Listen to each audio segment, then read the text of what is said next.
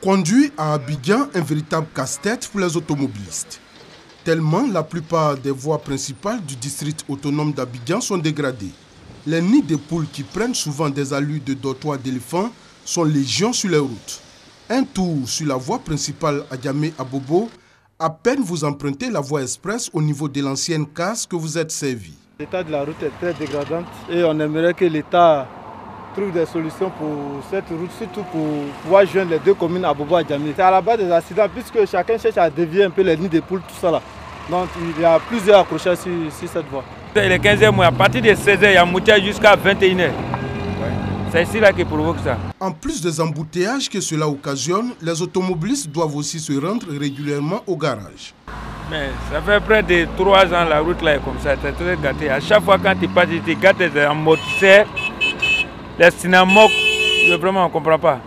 S'il y a une voie qui provoque aussi la hantise chez les automobilistes, c'est bien celle de l'autoroute du Nord. Cette voie réhabilitée en partie jusqu'au pont d'Adjamé-Ferraille est fortement dégradée, ce qui provoque d'énormes embouteillages tous les jours. À ce temps-là, chaque jour, il y a des embouteillages à cause de l'état de la route qui est gâté au niveau de Banco. Là. Quand c'est comme ça, là, vraiment, ça nous fatigue très mal. Surtout à partir de 16h à 21h, on a 1000 problèmes pour la circulation ici. Là. Nous qui faisons les 7 par jour comme ça, là, nous, ça nous fatigue. Si tu viens à Yopougon, au lieu de 1 heure du temps, tu peux faire au moins 2 heures, 3 heures, tu ne peux pas arriver à Djamé. Comme c'est comme ça aussi, nous aussi, quand c'est comme ça, il y a l'embouteillage qui nous prend, on augmente le transport.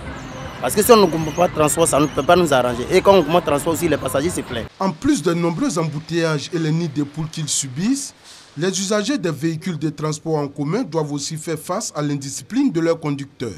Certains, malgré la forte dégradation de la voirie, roulent à tombeau ouvert en sortant des rangs. Même à l'histoire, il n'y a pas de recette.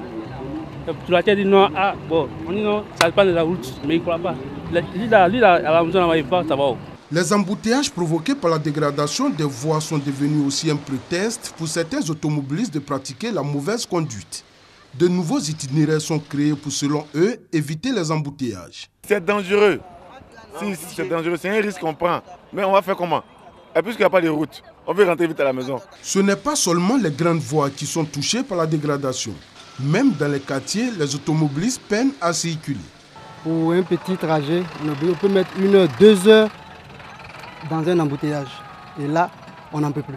Depuis l'autoroute, il y a des ralentissements dans les différentes entrées de Yopougon. Et quand on vient ici, même c'est plus dense.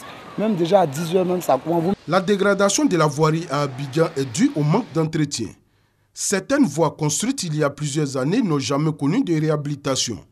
En plus de ces voies qui datent de longtemps, il y a aussi les travaux mal effectués par certains entrepreneurs à qui des projets ont été confiés ces dernières années.